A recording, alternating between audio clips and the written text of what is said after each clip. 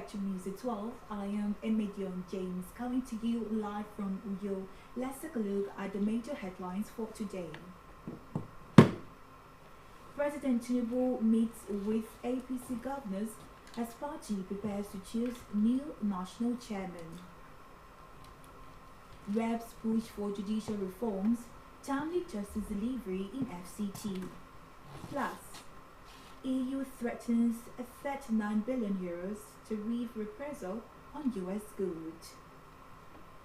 We'll bring you details of these stories and more in just a moment.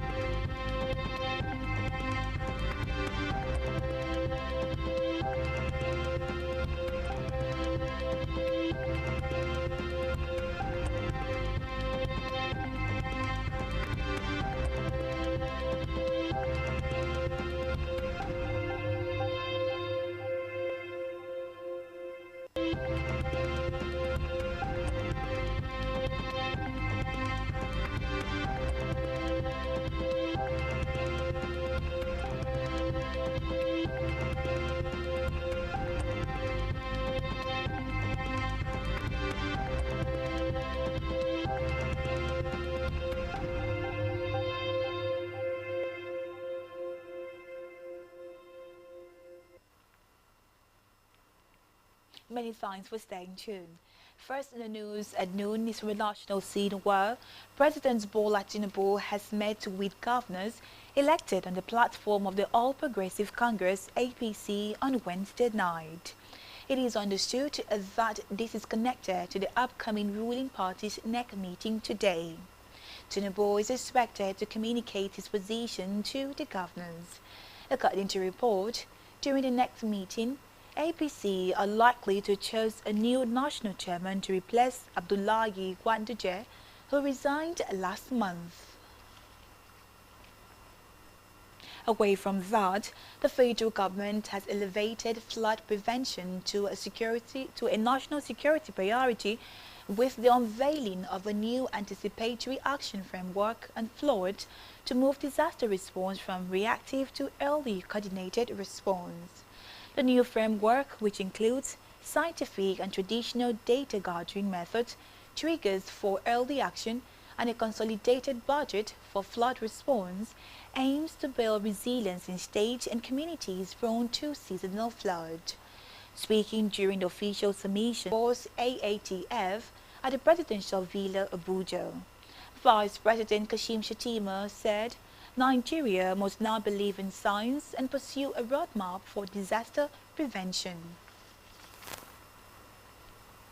On legislative matters, the Senate and the House of Representatives yesterday showered praises on the late President Muhammadu Buhari for his patriotism, selfless service, and other contributions to nation building. The Senate praised President Bola Ahmed Tinubu's administration for organizing a befitting state funeral for the former president, while the House said he left an indelible mark. Both chambers observed a minute's silence in his honor and thanked the federal government for naming the University of Maiduguri after him. Well, the House of Representatives has approved President Bola Tinubu's request to the National Assembly seeking approval to borrow $347 million under the 2025 to 2026 borrowing plan. The Speaker of the House of Representatives, Tajuddin Abbas, read the President's correspondence on the floor of the Green Chamber during Wednesday's plenary.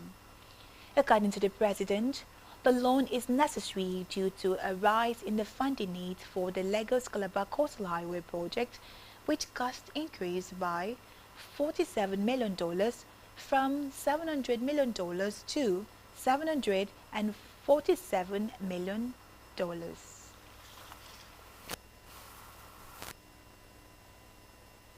Representatives Has reaffirmed its commitment to judicial reforms and timely justice delivery in the Federal Capital Territory (FCT) as lawmakers deliberate on two key legislative proposals aimed at overhauling the territory's judicial system. Chairman of the House Committee on the Judiciary (FCT), Amadou Gamawa, made this known on the bills. One of the bills seeks to amend the Constitution to increase the number of judges in the FCT, while the other proposes the establishment of lower courts with jurisdictions over civil and criminal matters in Abuja. Gamawa emphasized the 10th House resolve to promote access to justice for all residents regardless of background or social status. On security matters, in furtherance of the mandate to eliminate terrorism and restore peace in the Northeast, Operation Hurricane, in synergy with the air component, Civilian Joint Task Force, and local hunters, have intercepted and arrested several collaborators supplying communication equipment, illicit drugs, IEDs, and arm-making materials to terrorists in the Northeast. Director of Defense Media Operations, Major General Marcus Kenya, while making this known, also held in ambushes, raids, and fighting patrols to terrorist hideouts during operations between 15 and 22nd July 2025. Back here, the Akwa Ibom State Commissioner of Police, Baba Mohammed Azare, on Wednesday, on behalf of the Inspector General of Police, presented checks of 37,280,296 naira 36 kobo to 34 families of police officers who lost their lives while serving their country, Nigeria. The event, which took place at the Akwa Ibom State Police Headquarters, Ikodak Banabia, also had in attendance other senior police officers, family members of the deceased officers, and journalists. Speaking during the event, Hazare said the checks were in appreciation of their support to the police force while alive, and also promised to maintain a legacy and to show support to the family they left behind. He prayed for their souls to rest in peace. Let's take a listen. Men and women answered the call to serve and protect, placed on the line so that others may live in peace and security. Their courage, dedication, and sacrifice will never be forgotten. Though we cannot bring them back, it is our moral institutional responsibility to stand by the families they have left behind. Today, distinguished ladies and gentlemen, on behalf of the Inspector General, 280,296 naira 36 kobo to 34 beneficiaries of the insurance scheme. These checks, as a token of our appreciation, support, and continued commitment to their legacy. We understand that no amount of money can replace the loss of a loved one, but we hope it serves as a symbol of our shared grief, our gratitude, and our promise that their sacrifice was not in vain. To the families gathered here, we say you are not alone. The Nigeria Police Force, the Akwa Ibom State Police Command, and indeed the nation stand with you. We'll continue to honor and support you in every way possible. Let us remember that the blood shed by these heroes should inspire us to build a safer, more just society, one worthy of their sacrifice. May the soul of our departed officers rest in perfect peace, and may Almighty God continue to strengthen and comfort their families. Thank you, and God bless the Nigeria Police Force. God bless Akwa Ibom State Police Command. God bless the Federal Republic of Nigeria. Members of the public have been urged to come to the Akwa Ibom State Police Command, Ikodakbanabia, for the identification and collection of their stolen items. It was also made known by the State Commissioner of Police, Baba Azare, when he conducted a journalist on the inspection of the stolen items, stating that the inspected items, which included generators, television, refrigerators, speakers, washing machines, and lots of other household items, were recovered stolen items across the state. He said the success of the recovery Was based on intelligence, encouraging members of the public to always share useful information with the Nigerian police force.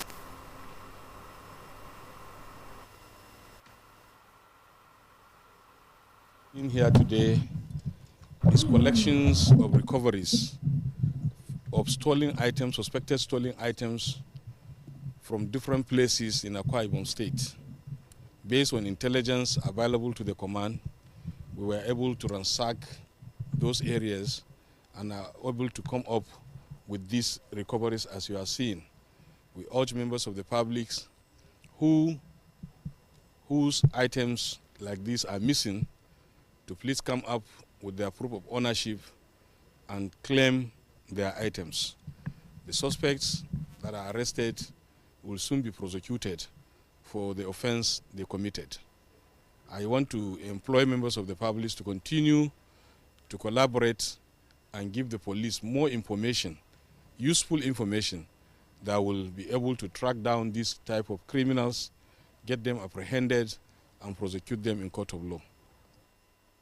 The briefing was rounded off with the reception of the National Association of Retired Police Officers of Nigeria by the Commissioner on a courtesy visit for a better welfare.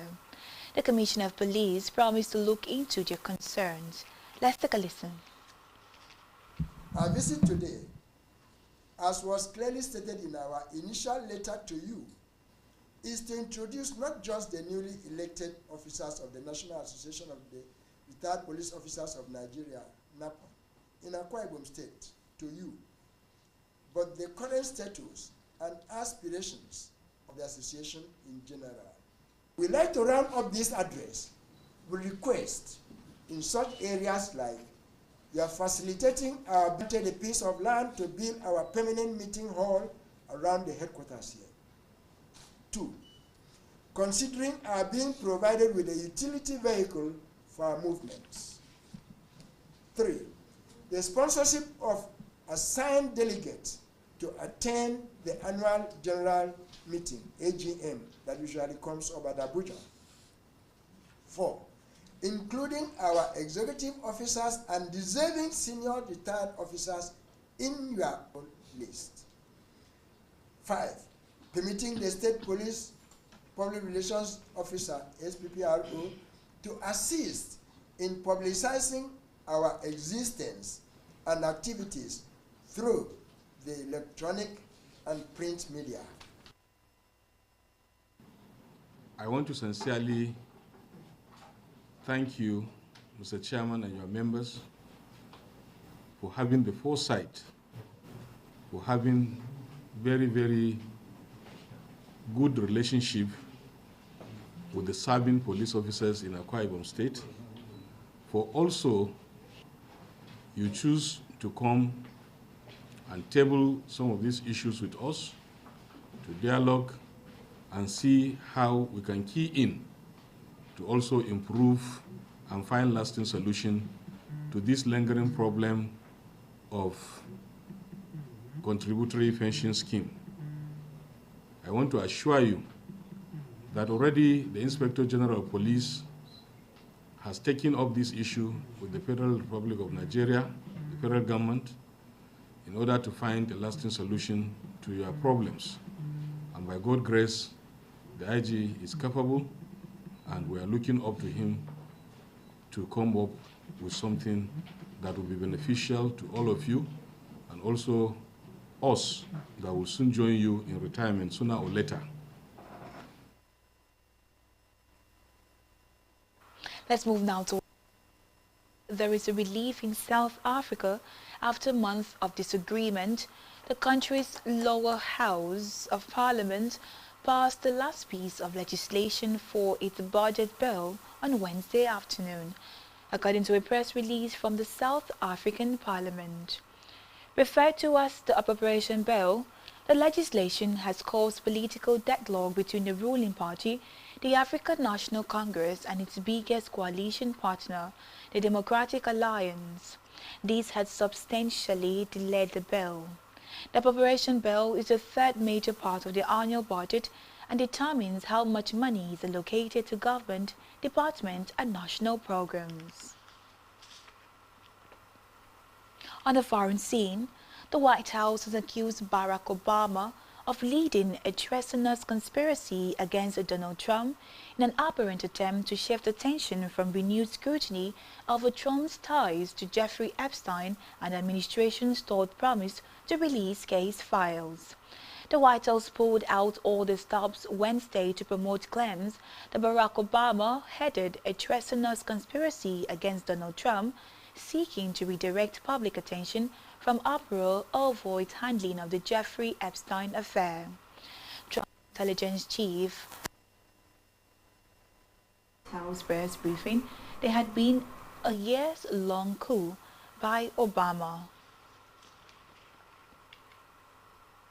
Still on the foreign scene, EU states today approved a €93 billion package of counter-tariffs on US goods that would kick in from August 7th if talks with the United States failed. US President Donald Trump blindsided the European Union this month when he threatened a 30% levy on EU goods unless the two sides reach a trade deal by August 1st. Brussels and Washington appeared to be inching towards a deal with a baseline 15% levy on EU goods, but the bloc is still forging ahead with detailed retaliatory plans in the event of no accord. Thursday's list includes previously agreed levies on €21 billion of US goods, including soybeans. Still to come in the news. Super Falcons arrive Rabat for final battle against Morocco. Stay tuned for details of this in just a moment.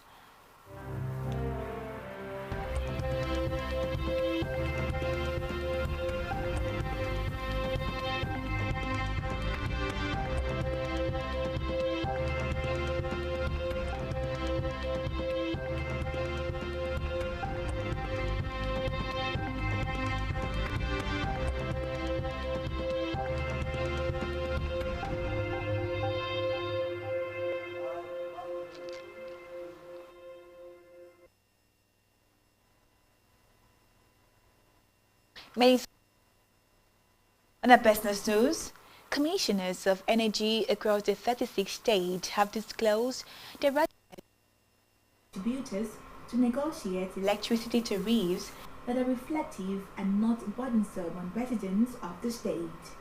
This follows a recent cut in electricity tariff for Band A customers from €209 to €160 by the Enugu Electricity Regulatory Commission, and the resistance that greeted the development by both power generation and distribution companies.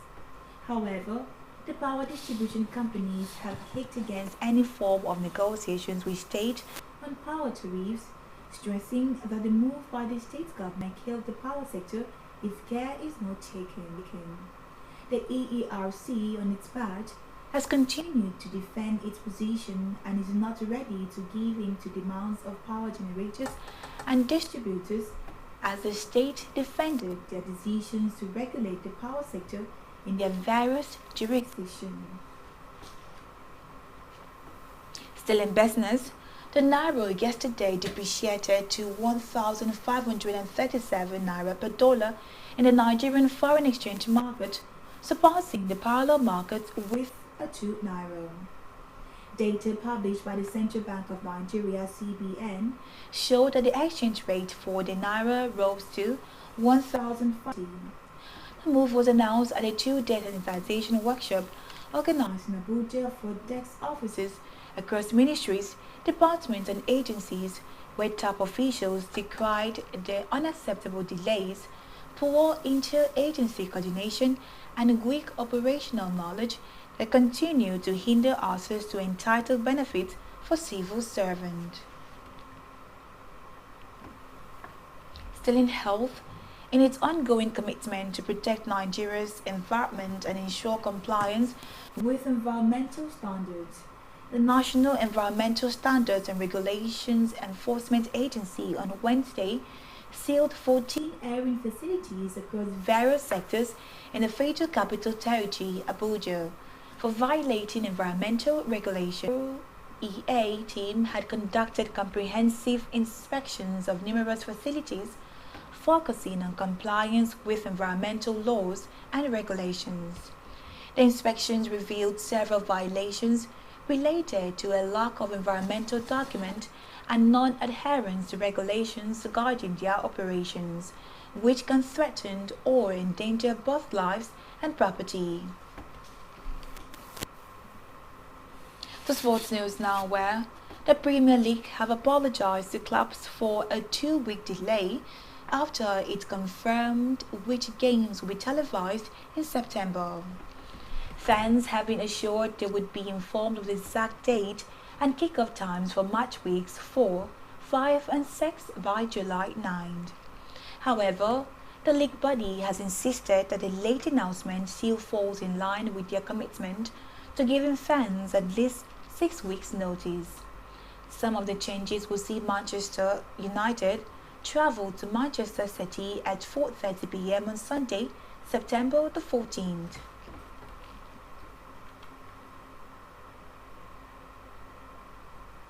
Still in sport, the Super Falcons have arrived to Rabat ahead of 2024 Women's African Cup of Nations final clash with host Lionesses of Morocco. Justin Madugu's side will hold their first training session in Rabat at the Fuse Academia later this evening. Reports say the first 15 minutes of their training will be open to the media. Meanwhile, Nigeria will face Morocco in the final of WAFCON 2024 at the Olympic Stadium, Rabat, South Africa 2-1 in the semi-final on Tuesday.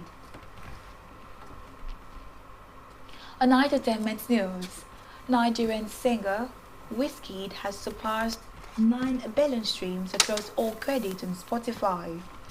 He becomes the first African artist to hit this milestone on the platform. According to reports, Wizkid's most streamed song on the platform is his collaborative hit with Canadian powerhouse Drake and British star Kayla, One Dance with 3.7 billion streams. The song is among the top 10 most streamed songs of all time on Spotify. The song also holds the Guinness World Record for being the first single to surpass 1 billion streams on the platform.